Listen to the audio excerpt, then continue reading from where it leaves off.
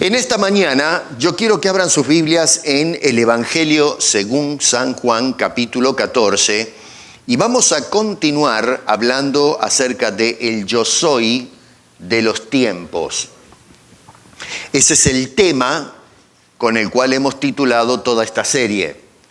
Y hoy vamos a mirar el capítulo 14 de Juan, en donde Jesucristo dice: yo soy el camino, la verdad y la vida, y nadie viene al Padre si no es por mí, por ese camino, esa verdad y esa vida.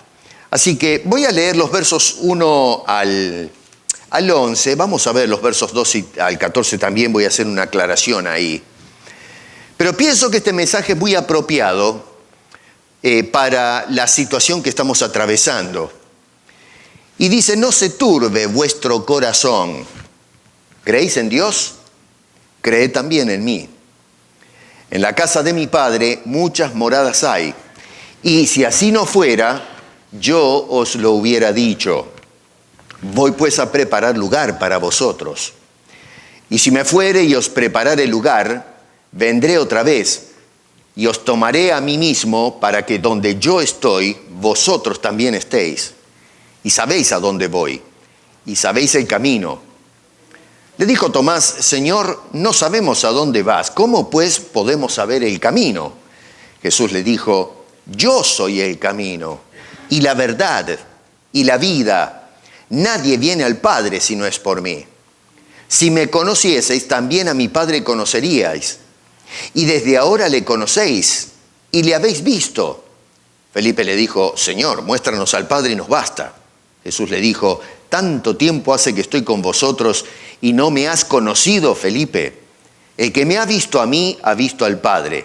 ¿Cómo pues dices tú, muéstranos al Padre? ¿No creéis que yo soy en el Padre y el Padre en mí? Las palabras que yo os hablo, no las hablo por mi propia cuenta, sino que el Padre que mora en mí, Él hace las obras. Creedme que yo soy en el Padre y el Padre en mí. De otra manera, creedme por las mismas obras.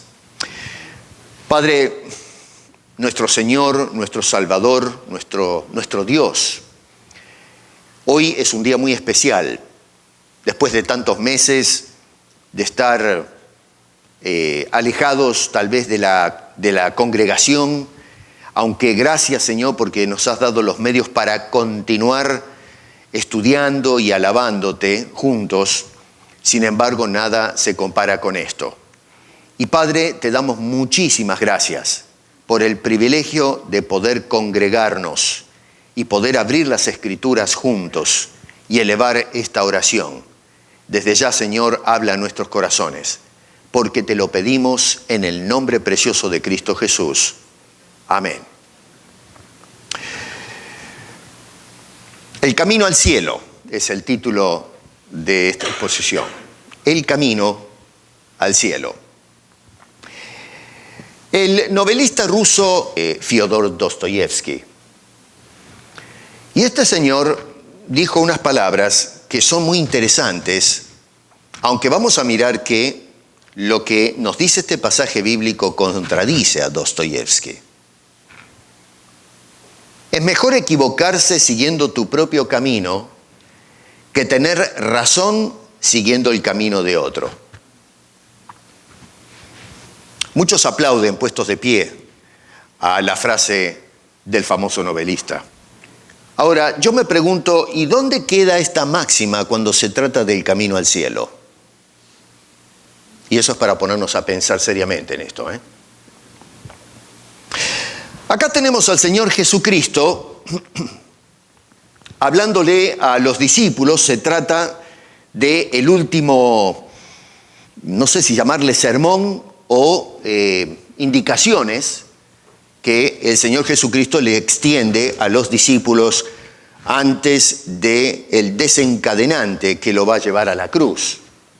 Una serie de situaciones que arrastran a las fuerzas políticas del momento a crucificar a un hombre inocente.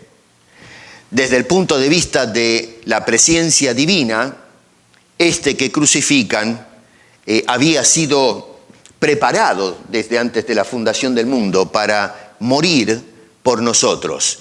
Y en realidad no es que se tomó la vida de Jesús, sino que él mismo dice que él puso su vida para salvarnos a todos aquellos que con fe se dirigen a la bendita presencia de nuestro Salvador. Entonces Jesús acá está hablando esas últimas palabras y acá nos preguntamos entonces, bueno, pero ¿qué importancia tienen las palabras de Jesús? Especialmente estas últimas palabras. Noten ustedes en el verso 10, por ejemplo, que dice, las palabras que yo os hablo, no las hablo por mi propia cuenta. Es decir, no se trata de un capricho de Jesús. No se trata de discursos para impresionar a la gente, sofismas donde se hacen esgrimas con las frases y la retórica para poder convencer a la gente. No interesa si estamos hablando la verdad o la mentira. Jesucristo está hablando palabras que son para ser consideradas y no habla encaprichado, no habla por su propia cuenta, dice, sino que el Padre que mora en mí, Él hace las obras. Cuando habla de obras, incluye, no solamente están los milagros que hemos visto a través del Evangelio de Juan, pero está hablando de este mensaje hermoso que Jesucristo está predicando a los discípulos y que luego va a comandar a estos hombres para salir a predicar esto que están aprendiendo de Jesús al resto de las naciones. No pierdan de vista que eventualmente en el libro de Hechos se nos dice que Jesucristo, después de empoderar a estos hombres con el Espíritu Santo, los envía hasta lo último de la tierra para predicar la salvación en Cristo Jesús. Déjeme hacerle esta pregunta, hermano querido, y quiero que, no, lógicamente no para que me la respondan a mí, sino para que reflexionen en esto, ¿no? ¿Qué hace usted con las palabras de Cristo? ¿Qué efecto producen ustedes en nosotros las palabras de Jesús? ¿Qué esperamos nosotros de las palabras de Jesús? ¿De qué manera impactan nuestras vidas las palabras de Jesús? ¿De qué manera nosotros aplicamos las palabras de Jesucristo a nuestras vidas? Si hay un momento en que tenemos que detenernos a reflexionar en cada palabra de Jesucristo, es en esta etapa que estamos viviendo. Ya pasó el tiempo antes de la pandemia en donde las palabras de Jesús se quedaban en el amén, pero no se llevaba a los pies o al terreno de la práctica, del diario caminar. Tal vez Dios permite y permitió todo esto y no sé cuánto más va a seguir, justamente para que podamos reconsagrarnos a Dios. Y una manera de hacerlo es empezando a tomar nota, debida nota de las palabras de Jesucristo para su pueblo. Han aparecido una cantidad de charlatanes a través de la historia que se han levantado en los podios públicos a hablar, a dar discursos. Y hoy no es una excepción. Hoy podemos abrir las redes y encontrar un ejército de personas que hablan, dan bonitos discursos. Se llaman ellos mismos representantes de Dios. Son los voceros, los parlantes de Dios a la sociedad contemporánea. Personas que estiman que Dios les habla a través de ellos. Hay una conexión mística entre ellos y el pueblo. Incluso, a veces, no sé, pero me da la impresión que se asemejan mucho al misticismo del mundo espiritista, donde tenemos un medium que conecta el mundo espiritual con las personas. Hoy más o menos encontramos algo parecido dentro de la Iglesia de Cristo Jesús. Así que acá Jesucristo está haciéndonos, no solamente a los discípulos, sino a todos nosotros, un reclamo solemne, un reclamo de suma solemnidad. Nos llama a tomar notas de las palabras que Él está hablando. ¿Y qué clase de palabras son? Bueno, por lo que vemos ahí en el versículo 10, son palabras exclusivas. Nota otra vez en tu Biblia que dice, las que yo os hablo. Porque había mucha gente que habló a Israel. Hemos visto cómo Juan nos lleva de la mano, hemos visto otros episodios donde aparece el yo soy, pero Juan concentra, ¿no es cierto?, varios momentos en que Jesucristo se identifica como el yo soy. Los judíos se presentaban como un yo soy el teólogo, soy el maestro de Israel, soy el que debe ser escuchado. Personas que se paraban a enseñar al pueblo. Y Jesucristo tuvo que corregir y reencauzar las enseñanzas incorrectas de aquellos líderes de Israel. Jesucristo es el que decía a las masas, oísteis que fue dicho, pero yo os digo. O sea que la información que habían dado los supuestos líderes o pastores de Israel estuvieron o bien tergiversadas o incompletas, o, en fin, tratando de decir verdades mezcladas a lo mejor con falsedades que terminaba siendo un fraude religioso. Jesús llamaba a las masas a que lo atiendan a Él. Ellos les dijeron una serie de cosas, pero yo os digo, yo soy el que tengo la exclusividad. Lamentablemente hoy, hermano querido, hay una cantidad de personas que se abocan a sí mismos la exclusividad en el mensaje. Que es el mensaje de ellos el que cuenta. No es el mensaje de la palabra de Dios. A ver, yo he dicho muchas veces esto, ¿no? Hoy en la metodología de la predicación es tener a un hombre adelante, o a una mujer también, que lee un pasaje bíblico y luego lo que vemos es a la persona desplazarse en la tarima, para un lado y para el otro a los gritos, dándonos mensajes motivacionales, hablándonos que tenemos que traer las ofrendas, mucha ofrenda, nos desvalijan, nos dicen que, y nos prometen el oro y el moro, que aceptando a Cristo Jesús se te terminan todos los problemas. Y si vamos a esa iglesia, ahí vamos a encontrar el éxito. Y resulta que entramos y salimos con la misma información. No hemos escuchado a Dios, hemos escuchado a un charlatán, a un sofista en las cosas de la fe.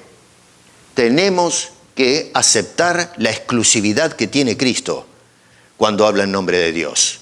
Son palabras exclusivas. La segunda cosa es que se trata de palabras con autoridad. Jesús dice, no las hablo por mi propia cuenta, sino que el Padre que mora en mí es el que hace las obras. Hermano querido, a ver, cuando Dios habla, es para que el mundo, y no solamente su pueblo, sino el mundo entero, preste atención.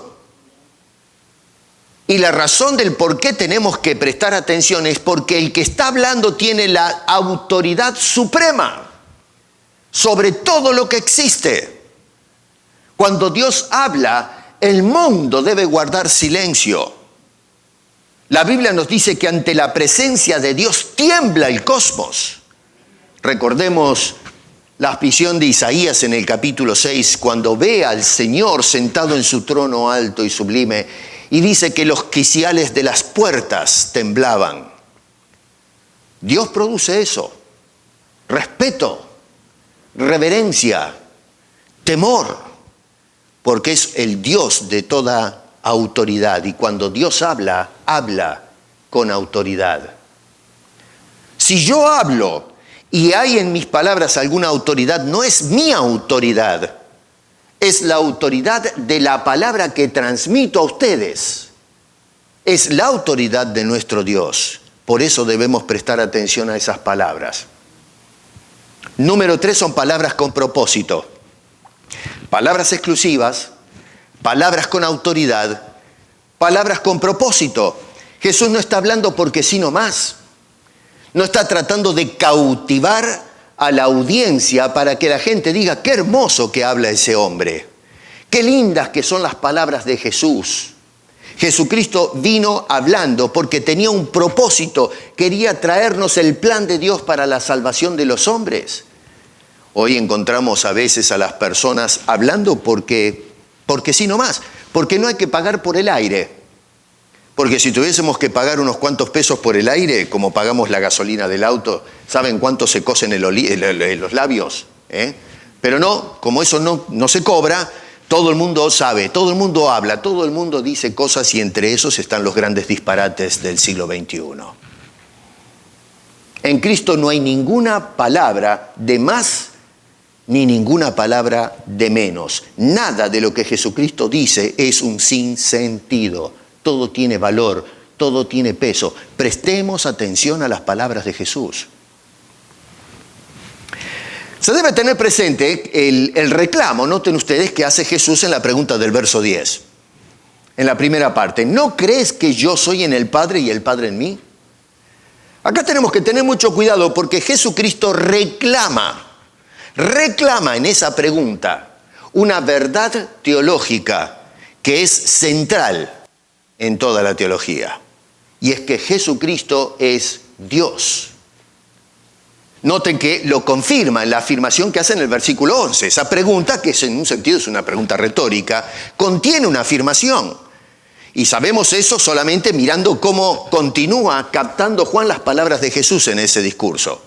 Dice, creedme que yo soy en el Padre y el Padre en mí. Está hablando, participamos de la misma esencia. La tendencia a veces es, y me temo que hoy pueda ser muy común esto, de separar las personas de la Trinidad, y en especial la del Padre, del Hijo, a tal punto que rompemos la conexión o el vínculo divino que hay entre las dos personas. Uno es Dios el Padre y otro es el Hijo, y terminamos con dos dioses en lugar de un Dios manifestado en dos personas. Le decimos amén a la teología. Le decimos amén a la confesión de Nicea o de los apóstoles, que creemos en un Dios trino. Pero cuando se trata de aplicar eso, en realidad lo que hacemos es romper la conexión en la divinidad. Y terminamos con dos entidades completamente diferentes. Y eso no es lo que nos enseña la Biblia. Jesús dice que es uno con el Padre. Esto es una vindicación de esa verdad teológica que se ha predicado por 2000 años. Y es que Jesucristo es el Dios encarnado. Por eso Juan comienza este evangelio, que es el que escribe o registró estas palabras para nosotros, para que creamos. Justamente empezó el evangelio diciendo, en el principio era el verbo y el verbo era con Dios. Y el verbo, que es la persona de Jesucristo, dice, es Dios. No dice que fue o que será. Él es desde siempre y por siempre Dios. Esa es la verdad que quería que entendamos de entrada el evangelista San Lucas, que escribe este evangelio para nosotros, para que creamos. Jesús, noten que apela en el verso 11 a las palabras y las obras que respaldan sus palabras. Cuando Jesucristo hablaba, lo que él hacía estaba en completo acuerdo con lo que hablaba. Y cuando Jesucristo hacía, estaba de acuerdo con lo que decía. No había contradicción entre palabras y obras. Se confirmaban unas a otras. Nuestras acciones confirman nuestras palabras como seguidores de Cristo.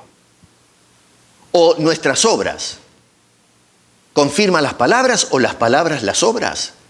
O hay una dicotomía en nuestra naturaleza. Tal vez somos diestros como los fariseos y los escribas que sabían las escrituras de memoria, eran muy elocuentes, pero Jesús denunciaba la conducta de aquellas personas porque no condecían las palabras que salían de sus labios. Por eso Jesús decía, ellos los dicen, pero yo les digo. En otro lugar decía, hagan lo que enseñan, pero no lo que hacen, porque se notaba, él subrayaba la contradicción que había en la vida religiosa de estos hombres. Es interesante porque en el versículo 9, inclusive, ya antes de decir esto en el verso 10 y 11, ya estaba mencionando el germen de esta realidad teológica. El que me ha visto a mí, ha visto al Padre. Noten cómo Jesucristo quiere dejar martillado este concepto teológico que es de vital importancia. Ahora, atención acá con los versos 12 al 14, antes de entrar en los primeros versículos donde me quiero concentrar hoy más. Pero no puedo pasar de largo estos versículos porque lamentablemente se han utilizado en una forma pésima. La interpretación que hicimos de estos versos es catastrófica. En el verso 12, por ejemplo, Jesús dice, de cierto os digo, el que en mí cree, las obras que yo hago, él hará también, y aún mayores hará, porque yo voy al Padre. Muchos leen ese versículo y dicen, bueno, lo que está enseñando Jesús acá es que los que creemos en Jesús vamos a hacer las mismas obras de Cristo, con resurrecciones y todo lo demás, inclusive vamos a hacer más cosas, porque eso es lo que dijo el Maestro. Y mucha gente grita, amén, sí, qué sé yo, y hacen un montón de espectáculos y cosas por el estilo. Bueno, ¿sabes una cosa? Estás leyendo mal el texto y estás entendiendo mal a Juan. En este caso mal a Jesucristo, porque Juan, otra vez, repito, Juan es el que escribe lo que escuchó de Jesucristo en esa ocasión. Mire, yo he leído un par de libros, ustedes me conocen, ya algunos han visto mi biblioteca, así que no estoy hablando porque el aire es gratis. Y no he encontrado en la historia del cristianismo una sola persona, que haya hecho los milagros que hizo Jesucristo. Uno. Si usted presta atención a lo que nos dice Juan y los otros evangelistas, no va a encontrar a ninguna persona que haya producido la multiplicación de panes y peces como hizo Jesús. Hay fanfarrones que dicen que han hecho grandes cosas. No hay ninguna evidencia. Por eso las esconden. Cada vez que se les demanda alguna evidencia de que sucedió eso, salen corriendo. No tienen tiempo. El que tiene las evidencias viene y las pone arriba de la mesa y dice, acá están. No se esconde. No las oculta. No se esconde detrás de las congregaciones. No se esconde detrás de persecución religiosa. No, el Señor nos llamó para ser testigos de los misterios de Dios. Así que si yo tengo un misterio que Dios está revelando, lo traigo para ser testimonio, ser testigo de lo que Dios ofrece. Nadie hizo el milagro de la multiplicación de los panes y los peces o cualquier otro tipo de alimentos. Nadie levantó muertos como levantó Jesucristo. Especialmente, algunos dicen que sí, que han levantado muertos. Dígame usted, ¿quién levantó un muerto de 4 días como hizo Jesús con Lázaro? No hay precedente en la historia.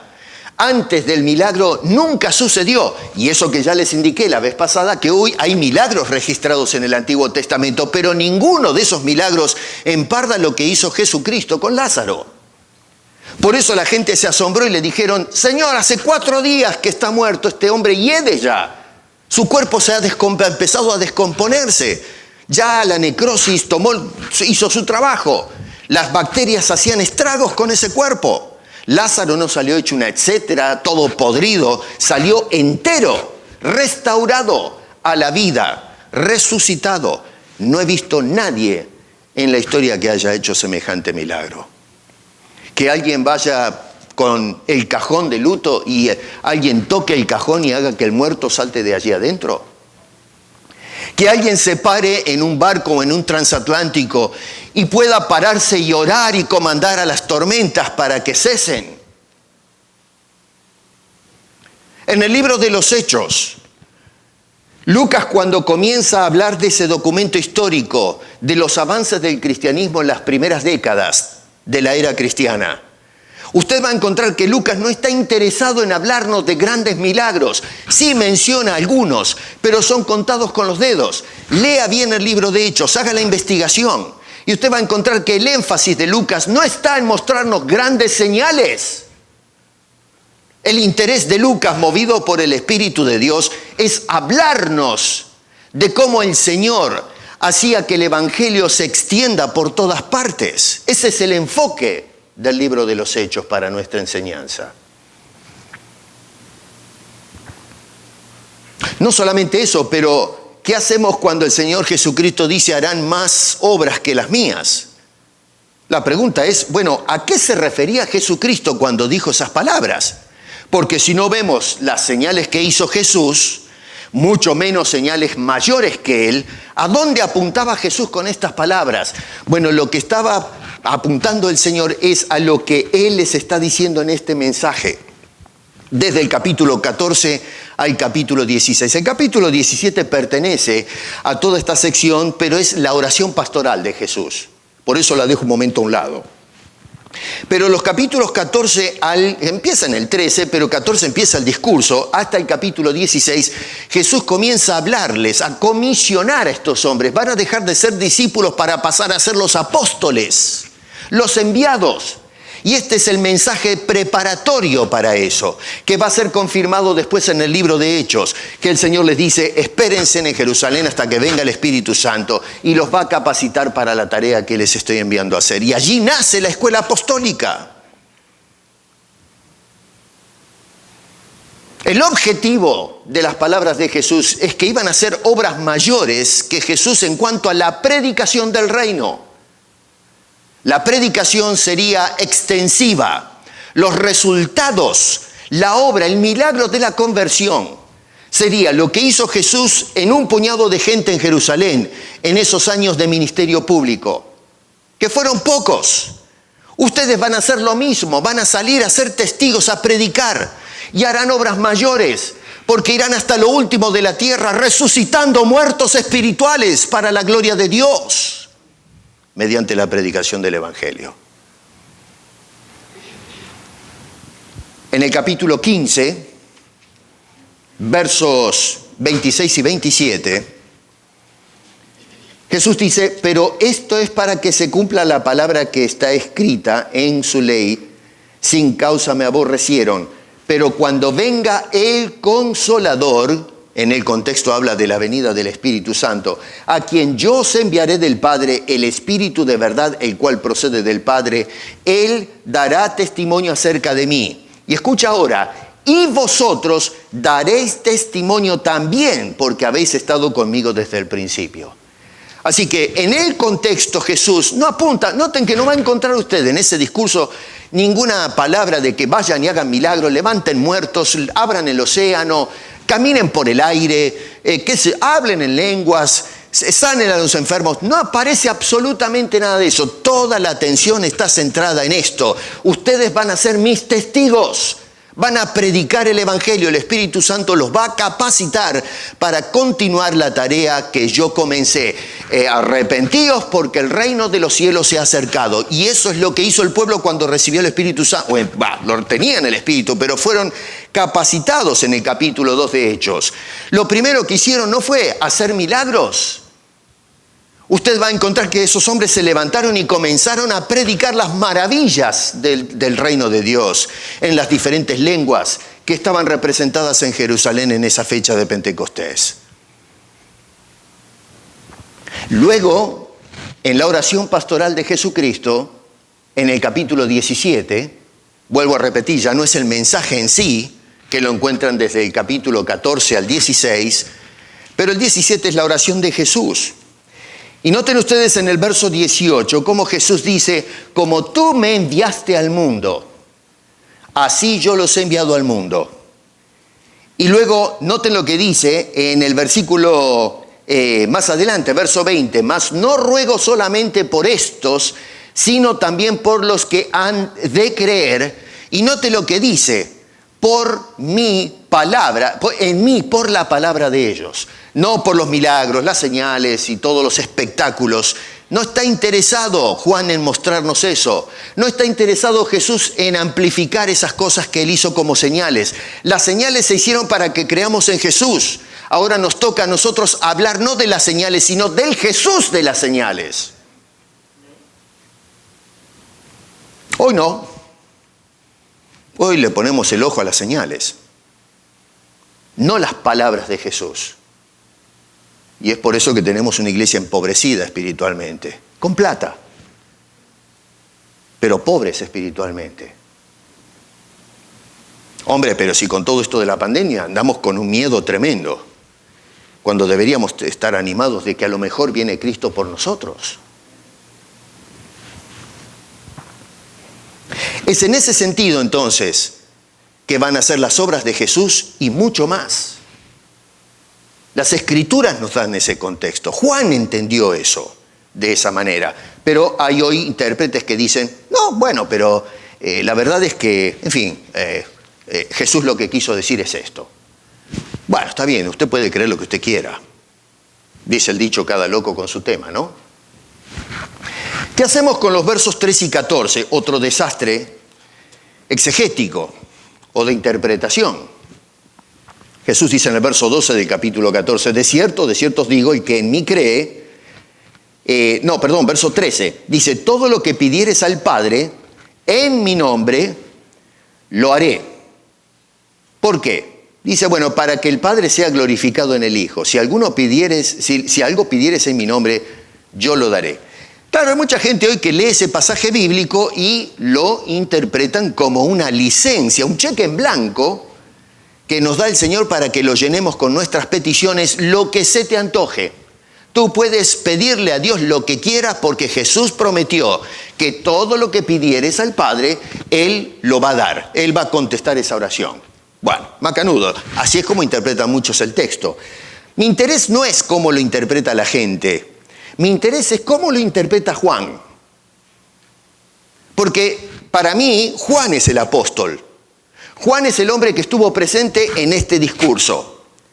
Y Juan escuchó esto, amasó la información y luego, eventualmente, como apóstol, fue a enseñarle a la iglesia acerca de estas cosas. Entonces, la pregunta correcta, si somos buenos estudiosos de la Biblia, no es preguntarle a la gente, ¿usted qué piensa? No, mi querido, así no se hace la interpretación.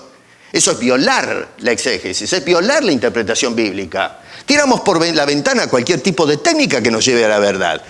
Vayamos al apóstol de Jesucristo, que es el que está escribiendo, que registró estas palabras de Jesús. Juan, a ver, ¿cómo entendiste esto? Juan, ¿cómo enseñaste a la iglesia, eventualmente, las palabras que escuchaste de Jesús? Bueno, vayamos y veamos cómo Juan interpretó y enseñó esto, no como lo interpreta la gente hoy por ahí.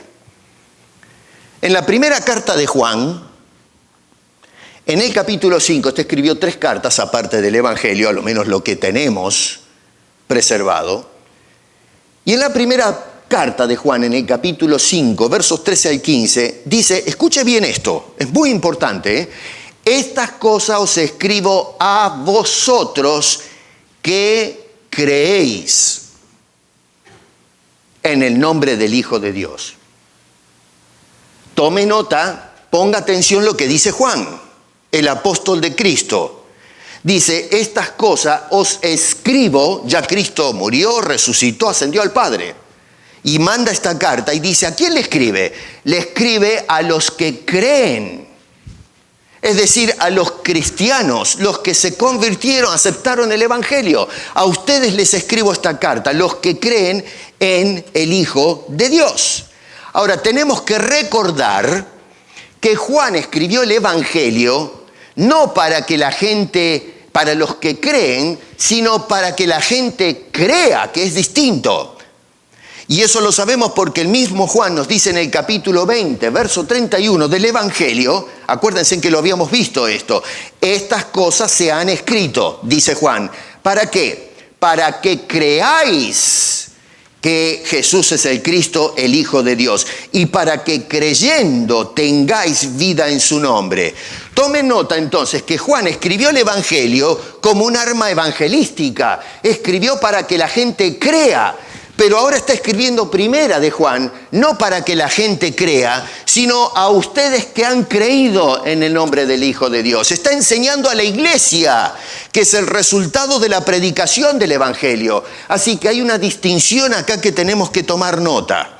Pregunta, ¿Qué le enseña Juan a la iglesia? No en Juan el Evangelio, que enseñaba de Jesucristo, pero ¿qué enseña Juan en cuanto a la oración a la iglesia? Bueno, si nosotros miramos un poquito con atención esos versos que le mencioné, versos 13 al 15, dice estas cosas: os he escrito a vosotros que creéis en el nombre del Hijo de Dios, para que sepáis que tenéis vida eterna y para que creáis en el nombre del Hijo de Dios.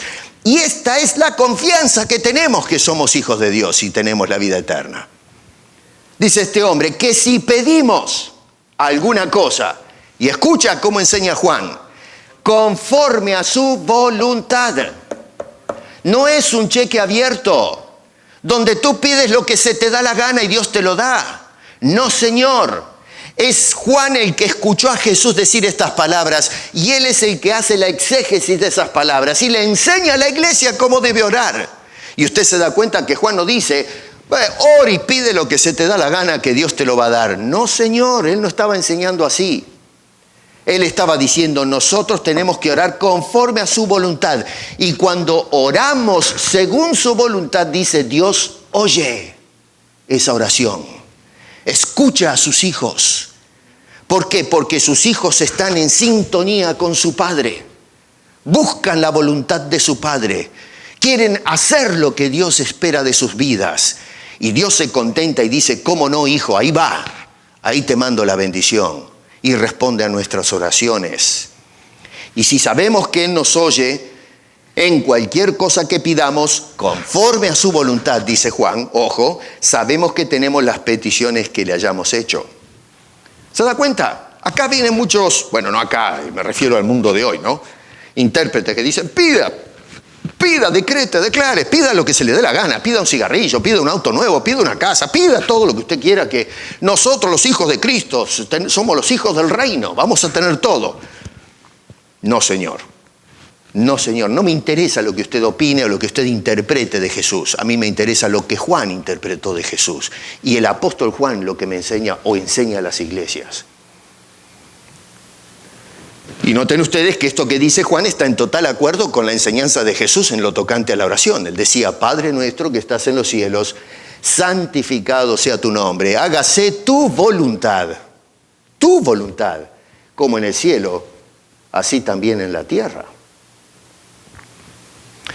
Entonces, volviendo al capítulo 14, verso 10, tenemos las palabras de Jesús. Palabras que tienen exclusividad, segundo, tienen autoridad, y número 3, tienen propósito. Ahora, ¿qué clase de palabras son las de Jesús? ¿Cuál es el propósito de haber abierto su boca y presentado este mensaje? ¿Qué es lo que busca el Señor? Y por extensión, siendo que Juan escribió esto, después que Jesús ascendió a los cielos para que creamos, la pregunta es entonces: ¿qué espera Juan, el apóstol, de nosotros? Que por ende es lo que Dios quiere de nosotros, por eso envió a su Hijo a hablarnos, y Jesús pasó esto a los discípulos. Es nuestro Dios soberano. ¿Qué es lo que Dios quiere de nosotros al hablarnos estas cosas en el capítulo 14? Bueno, vamos rápido a mirar estas cosas. Número 1, las palabras de Jesús son palabras de consuelo. Jesús consolando corazones atribulados. Verso 1 dice: no se turbe vuestro corazón. No dejen que el corazón se les hunda. ¿Creéis en Dios? Claro que creían en Dios. En el contexto vemos cómo dice: muéstranos al Padre y nos basta. Ellos creían a Dios, amaban a Dios. Tal vez habían sido enseñados en una forma tergiversada, pero amaban a Dios, eran sinceros. Si ustedes creen en Dios, creed también en mí, dice el Señor Jesucristo. Ahora, ¿qué es lo que está tratando de decir Jesús con estas palabras? Recobren el ánimo. No se hundan en la desesperación, señores. Levanten el ánimo. Si ustedes creen en ese Dios, confíen en mis palabras, confíen en mi persona, confíen en mi obra, descansen, no desesperen. Jesús está mirando a estos hombres así cuando se celebró la Pascua, antes de que se precipitaran los sucesos que los llevaban a la cruz. Y estaba mirando a sus discípulos y estaban todos con los rostros caídos. Y Jesús sabe lo que hay en el corazón de cada uno. No tenemos que informarle a Dios lo que hay dentro nuestro. Y Jesús vio el corazón turbado de estas personas. Por eso es que les dice, no se turben, no se turbe vuestro corazón. Ahora, ¿por qué esta gente estaba turbada? ¿Cómo puede una persona, estando en la presencia de Jesucristo, estar con el corazón hundido? Es una cosa que es una pregunta legítima. ¿Qué está pasando acá para que la gente esté en esa situación tan triste? Bueno, en el capítulo 13, otra vez contexto, nos ayuda a correr el telón y ver cuál es el escenario acá. Y lo que tenemos en el capítulo 13 es que Jesucristo acaba de tirarle 3 bombas a estos hombres. 3 bombas tremendas. 3 noticias, pero terribles. La primera la tienen en el verso 21 del capítulo 13, donde el Señor dice que uno de ellos lo va a traicionar. Ahora, pónganse a pensar, tenemos que ubicarnos un poquito en la situación. Estos son los hombres que estuvieron con Jesucristo durante todo su ministerio público. Estaban enamorados del Señor, fascinados con lo que decía, lo que hacía, el aura que partía de Él. Y que ahora uno de estos hombres que vivió casi cada día, aprendiendo y viendo y escuchando, que uno de ellos, de cualquiera de ellos, sea un traidor. Los discípulos se miraban unos a otros y diciendo, ¿seré yo o yo? Empezó el pánico. ¿Un traidor entre nosotros? Imagínense en que entre nuestro grupo se levante, venga el Señor y diga, entre todos nosotros hay un traidor. ¿Cómo quedamos nosotros? ¿Nos vamos contentos? En la iglesia tenemos un traidor, ¡gloria a Dios! Nos vamos amargados. Si realmente somos sinceros con el Señor, obviamente, ¿no? Vamos en el auto hablando con la señora o con el marido diciendo, pero escúchame, ¿seré yo? ¿Quién es? ¿Serás vos? ¿Vos estás pensando traicionar al Señor? ¿Qué está pasando acá? Contame, ¿en qué andás? La segunda bomba la encuentran en el verso 33 y en el verso 36. La partida de Jesús, me voy. Le dice el Señor Jesucristo, tengo que partir. Hijitos, aún estaré con vosotros un poco. Me buscaréis. Pero como dije a los judíos, así os digo ahora a vosotros, a donde voy, vosotros no podéis ir. Iban a todos lados con Jesucristo. Y ahora les dice, a donde voy a ir ahora ustedes no pueden venir. Pedro siempre es el que habla hasta por los codos, ¿no? Es el fanfarrón del grupo. Dice el Señor, dice Pedro, ¿a dónde va Jesús? Le respondió. Y Jesús le dice, a donde yo voy, Pedro, no me puedes seguir ahora, más me seguirás después. Y después, como si esto ya no era suficiente, la última bomba es al fanfarrón de Pedro, le dice, claro, cuando escucha a Jesús siempre está el piola, ¿no? El hombre que es el más espiritual, el más consagrado. Yo soy más cristiano que estos tipos que tenemos acá. Yo, Señor, me voy al patíbulo contigo. Caiga lo que caiga, yo no voy a traicionarte, yo voy para allá. Jesús le dice, sí, no me digas, tu vida pondrás por mí. De cierto te digo, no cantará el gallo sino sin que me hayas negado 3 veces. Que me hubiese gustado verle la cara a Pedro. Después se acuerdan que cuando lo arrestan se hizo loco, ¿no? Sacó la espada y casi le saca la cabeza a uno de los oficiales, así de impulsivo era Pedro, en flor de fanfarrón. Pero terminó negando a Jesús como él lo había dicho. 3 veces, no una ni 2, 3 veces negó al Señor Jesucristo. Dime una cosa, hermano, ¿has negado a Jesús alguna vez? Puede ser de palabra, puede ser de hechos. ¿Has sido desobediente al Señor? No es un juicio, es para reflexionar, para corregir, para pensar. Bueno, ahí tenemos las 3 bombas que le tiró Jesucristo, con razón. Entonces que en el verso 1 vemos a hombres afligidos, con corazones destrozados, hundidos. Uno se puede preguntar, ¿pero qué tiene que ver esto que pasó con los discípulos en el capítulo 14, verso 1, con nosotros, conmigo, por ejemplo? ¿Te has puesto a pensar cuántas veces negamos a Jesús?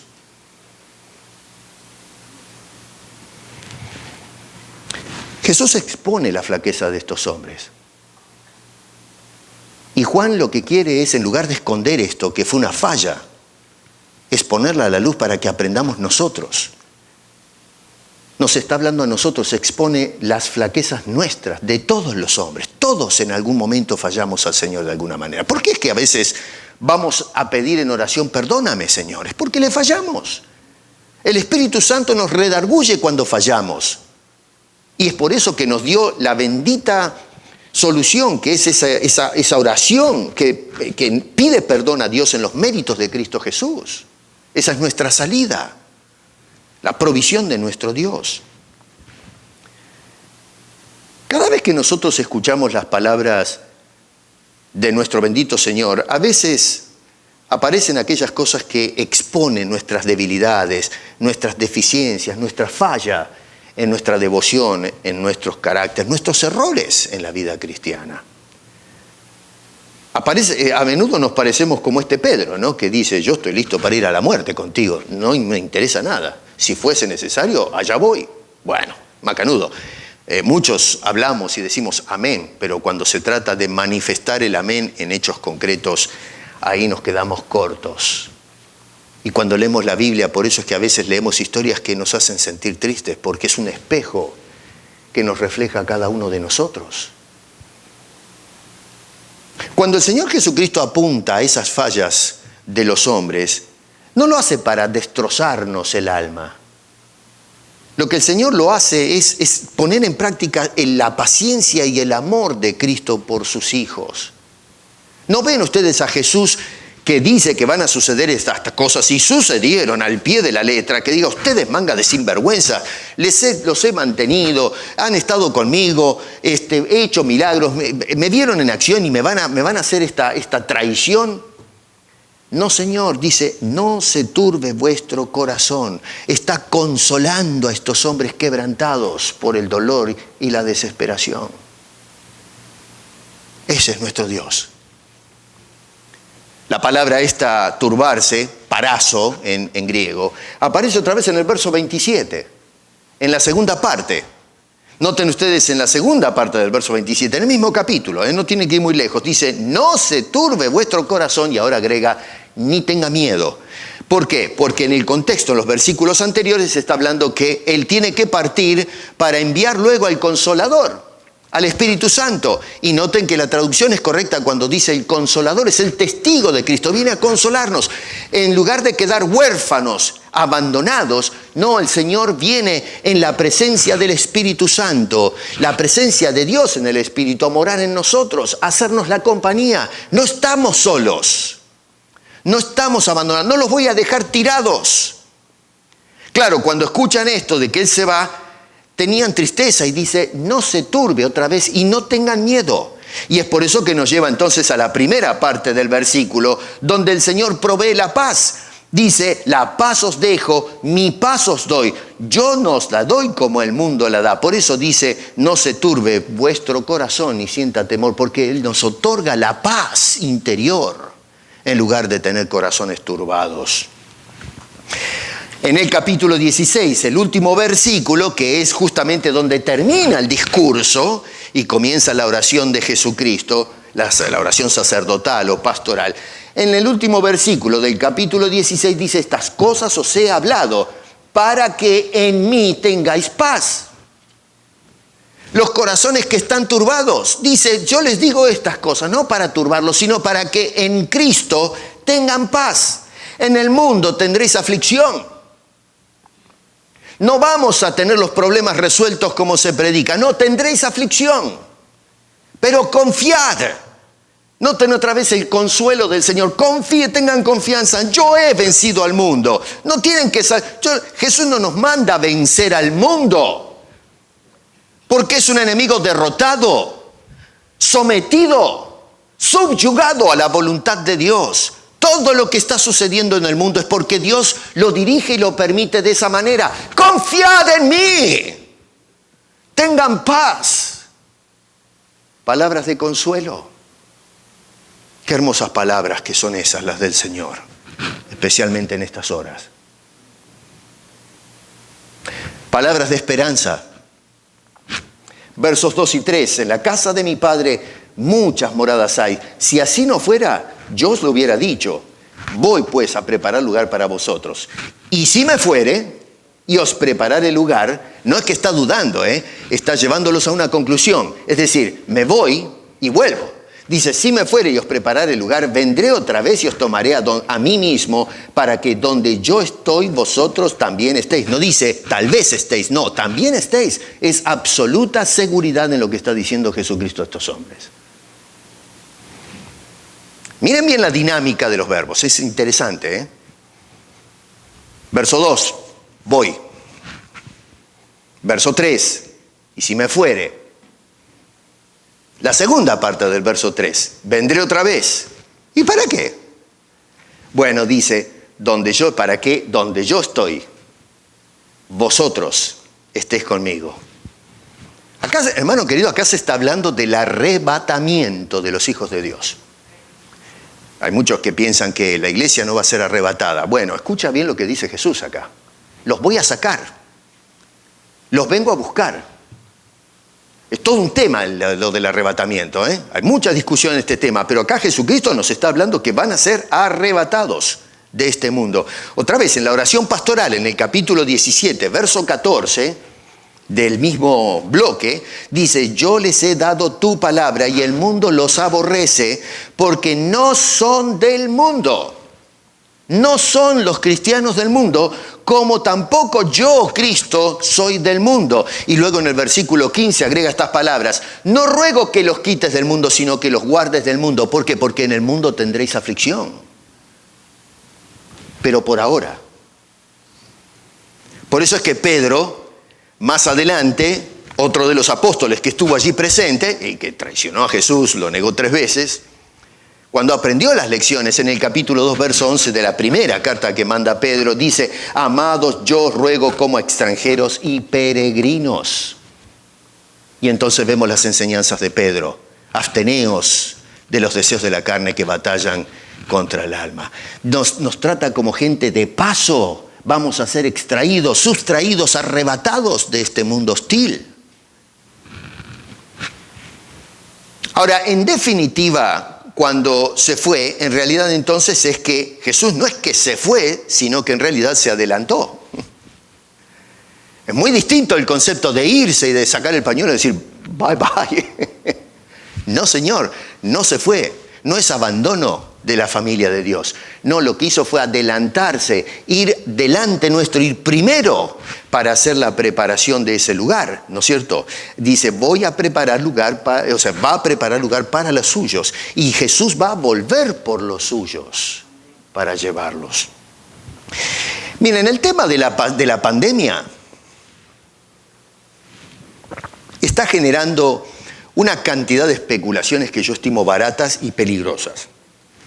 Algo hablé esta semana de eso, en los pensamientos del día. Donde estamos aterrados porque ya ven en la vacuna la marca de la bestia. No sé si miraron eso.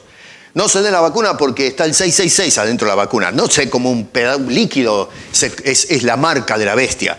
Además, lee la Biblia, donde dice que la marca de la bestia se va a poner en la frente, ¿no es cierto?, o en la palma de la mano. No sé qué tiene que ver el virus. Y por otro lado, ¿cuántos virus nos hemos pegado y cuántas vacunas desde que nacemos nos enchufan las vacunas contra las enfermedades? Tendríamos la marca de la bestia. Todos nosotros tenemos la marca de la bestia, la llevamos a cuesta. Pero no, esta es la marca de la bestia. Bill Gates y no sé, Trump y no sé cuánta gente son el anticristo. Y ahí salen los videos. Esta semana hubo una tragedia, ¿no es cierto?, en el Líbano, donde voló por los cielos el puerto de ese lugar. Y empezaron a salir unos videos muy interesantes, ridículos para mí. Y los cristianos escuchamos esto, por favor. Donde muestran una foto con la bomba atómica de una predicción que hicieron los Illuminatis. Y muestran una foto en una pared donde hay unos virus y al lado la bomba. Entonces dice que se está cumpliendo la profecía. Va a venir el anticristo. ¡Cuidado! Corramos, huyamos a las cuevas porque el anticristo va a venir al mundo.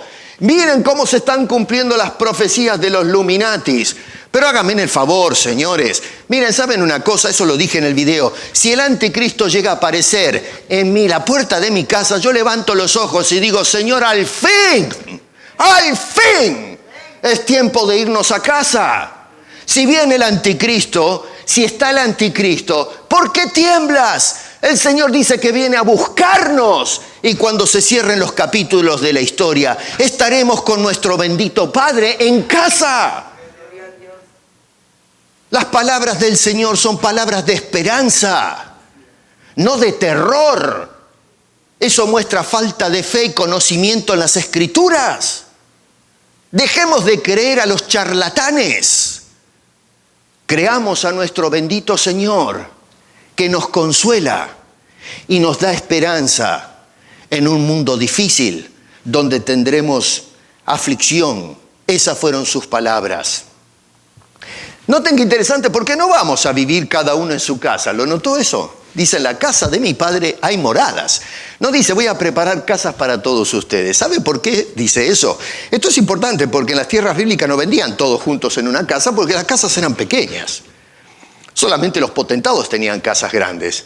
Eran un cuarto que se ponían 2 personas acostadas en el suelo y tocaban de pared a pared. 4 metros. Nada más. Pero dice, en la casa de mi Padre hay moradas, no muchas casas. ¿Y saben por qué? Porque es la casa de nuestro Dios y vamos a ser familia de Dios, vamos a vivir todos juntos en la presencia de nuestro Padre, de nuestro Señor. Por eso nos llamamos hermanos, miembros de la familia de los redimidos. Y dice que fue a preparar lugar para nosotros. ¿Qué tipo de preparación hace Jesús? ¿De qué manera prepara ese lugar para nosotros? Bueno, Él entrará a la presencia de Dios el Padre con su bendita sangre derramada en la cruz del Calvario por nuestros pecados para purgarlos. Y de esa manera podamos penetrar en la presencia de ese Dios sin miedo. Jesús va a preparar nuestra entrada. Jesús va a preparar nuestra aceptación.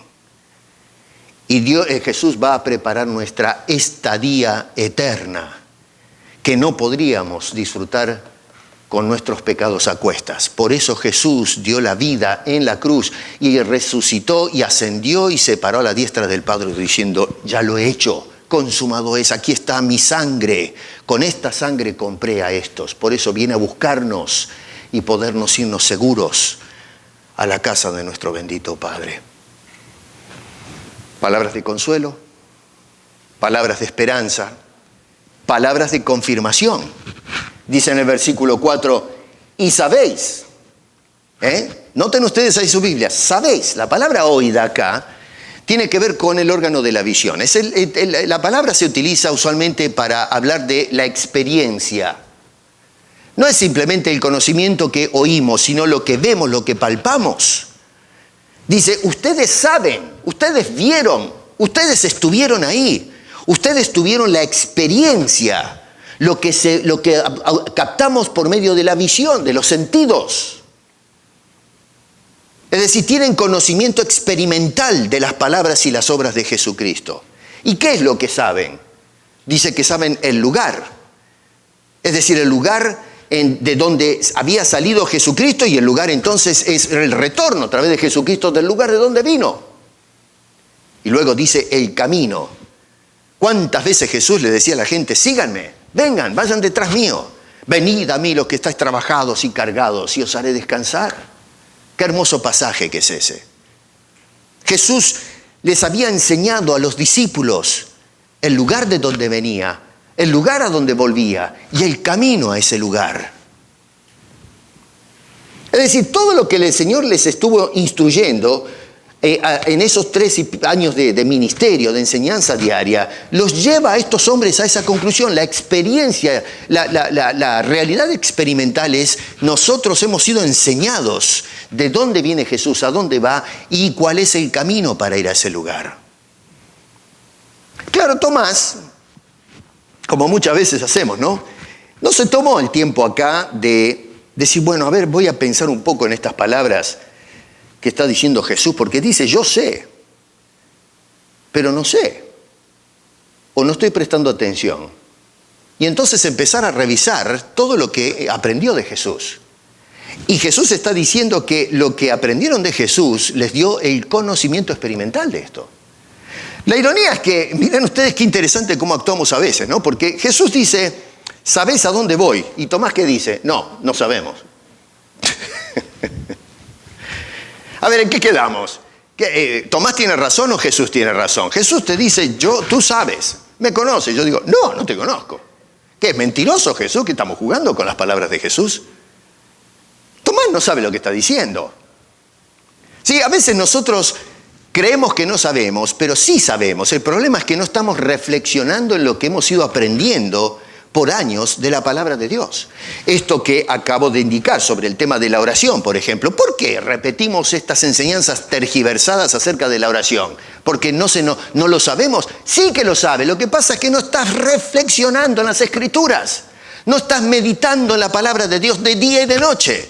La gente que cae en el engaño es porque no se hunde en las Escrituras, no presta atención. No podemos acusar a Dios de culpabilidad, de no habernos hablado o habernos enseñado. Ya a estas alturas la humanidad sabe, ya se le ha repetido hasta por los codos las cosas de Dios. El mundo sabe, por eso es que no tendrá excusa cuando venga el juicio, porque se les ha informado por 2000 años todas estas cosas. Pero no prestamos atención. Como Tomás. Incluso termina acusando a Jesús. Tú dices que sabes, sabemos, pero no, estás equivocado, yo no sé, no escuché nada.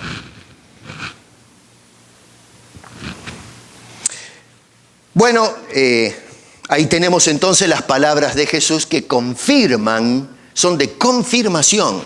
Los que les hablé, eso ustedes ya lo saben. Y por último, son palabras de orientación. Versículo 6 dice, yo soy el camino.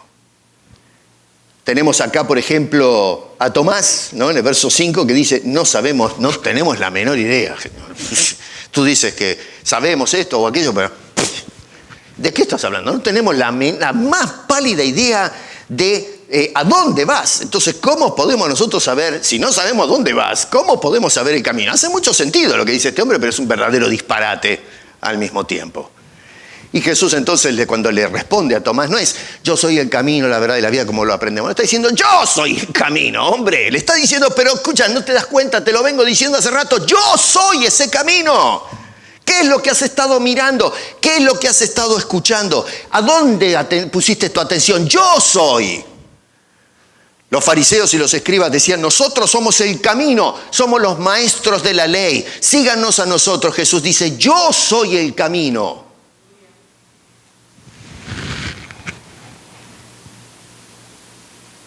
Este es uno de los versículos más impresionantes de toda la Biblia. No digo el más impresionante, pero uno de los más extraordinarios capítulos de la Biblia. O versículos, debo decir. Hay otros. Pero este es el Evangelio.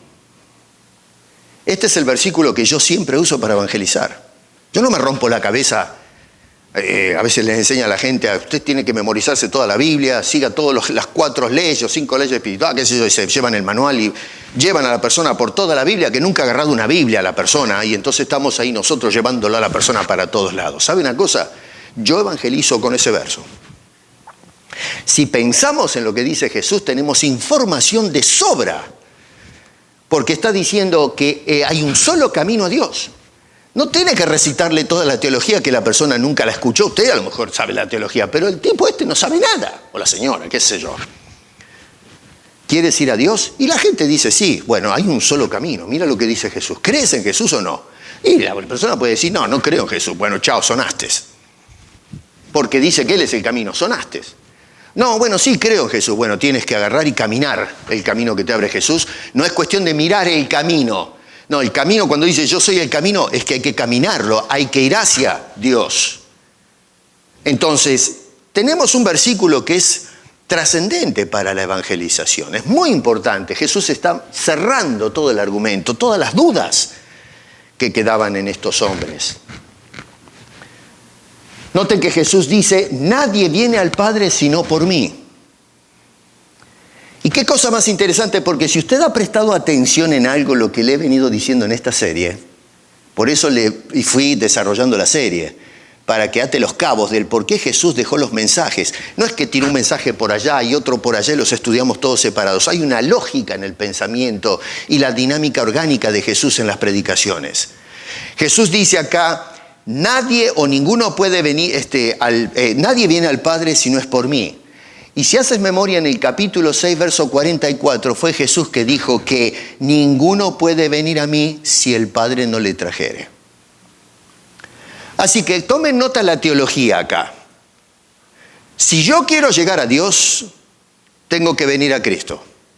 Y si quieres venir a Cristo, Dios te tiene que traer a Cristo. Tú no puedes venir a Él. Nadie viene a mí si no lo trae el Padre. Y ahora dice, nadie puede entrar al Padre si no es por mí. ¿Se dan cuenta? La relación que hay entre el Hijo y el Padre. ¿Y por qué Jesús nos estuvo enseñando todo esto? Para llevarnos a estas conclusiones. No está para adornar el Evangelio de Juan. Juan tomó nota de esto, por eso nos lo deja a nosotros en el Evangelio. Es Dios quien nos trae a Cristo y es Cristo quien nos trae a Dios. Otro discípulo llamado Felipe, en el verso 8 dice, Señor, muéstranos al Padre y nos basta. Y entonces Jesús le responde con la pregunta, oye, tanto tiempo hace que estoy... Lo mismo, la misma cosa. Dice, tanto tiempo hace que estoy con vosotros y no me has conocido, Felipe. El que me ha visto a mí, ha visto al Padre. ¿Cómo pues dices tú, muéstranos al Padre?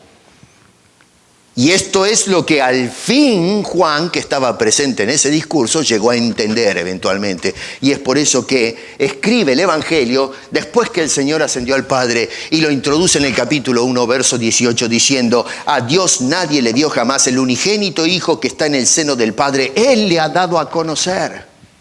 Y comienza entonces a desarrollar su Evangelio. Yo quiero ver a Dios. Bueno, abre tus ojos, ciego, y mira a Cristo. Mira a Cristo. Dirige tus ojos a Cristo el crucificado. Acepta lo que Él ofrece y entonces verás a Dios que se ha encarnado hace 2000 años atrás y estuvo en medio nuestro. La máxima de Dostoyevsky es un arma de alta traición para el alma de los hombres. Si te equivocas siguiendo tu propio camino, tienes consecuencias eternas y de una horrible expectación de juicio.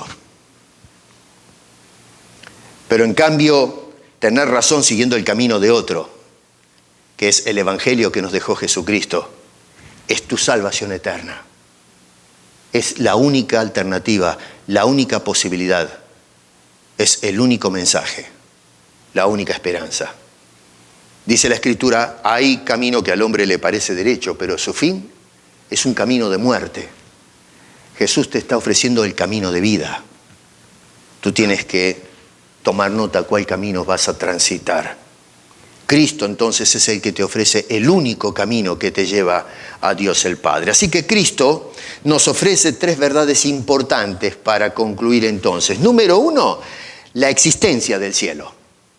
Cuando habla de la casa de mi Padre, habla de ese bendito cielo donde mora el Padre y a donde fue Jesucristo. ¿Y qué me ofrece con todo esto? ¿Qué le ofrece a los discípulos? 1, existe la casa de mi Padre, la existencia del cielo. Número 2, la esperanza del cielo. No es un sueño utópico, algo que se va a quedar en la fantasía. No, Señor, es real, existe y tenemos esperanza. Y número 3, el camino al cielo, que es la persona del Señor Jesucristo. Hay un solo camino, no es el tuyo, no es el del otro, no es el de las religiones o las filosofías, o quizás la ciencia o el ateísmo. No, es Jesucristo. Jesús dijo entonces en el verso 10, las palabras que yo os hablo, no las hablo de mi propia cuenta, sino que el Padre que mora en mí, Él hace las obras. Mi pregunta es, ¿qué haremos con esas palabras? Palabras de consuelo, palabras de esperanza, palabras de confirmación, palabras de orientación y ahora podemos agregar la última, palabra de invitación. Jesús nos dice, vengan. Las palabras de invitación, vengan a mí, porque yo soy el camino al Padre. ¿Y cómo debe ser ese camino? Bueno, tiene que ser un camino aceptado, Tiene que ser un camino respetado y tiene que ser un camino transitado. Eso es lo que tenemos, lo que quiere Jesús al habernos dado este hermoso mensaje final a los discípulos y que ellos iban a transmitir y la gente iba a creer por la predicación de estos hombres. En estos días, ese mensaje es un mensaje extraordinario para nosotros. Si no conoces a Cristo, los que están atrás del lente, bueno, yo te invito a que vengas a los pies de Jesucristo y que aceptes la salvación gratuita que te ofrece para llegar al Padre, al cielo. Y nosotros, hermanos queridos, sigamos siendo consecuentes. No sabemos, no va. Sí sabemos. Tenemos que prestar atención a lo que el Señor nos ha hablado en su palabra y pongamos en práctica esa palabra y, por favor, sigamos caminando. Sigamos caminando, porque nuestro camino nos lleva directo a la presencia de nuestro soberano Padre. Padre, te damos gracias por tu bendita palabra y especialmente por estas palabras de Jesús que dejaba a sus discípulos y luego ellos las transmitieron a nosotros previas a lo que ibas a llevar a cabo, la obra extraordinaria de dar tu vida, Señor, en la cruz en una forma increíble. Increíble en cuanto a cómo te respondiste a todo eso, te sometiste a los suplicios de la cruz con una convicción única y por amor a los pecadores, amor a nosotros. Te damos gracias, Señor, por tu palabra, te damos gracias por tu vida y te damos gracias por tu sacrificio y gracias, Señor, por haberte adelantado para preparar lugar para nosotros. Mientras tanto, seguimos caminando y esperando con confianza. Te damos la gloria y la honra y oramos en el nombre de Cristo Jesús. Amén.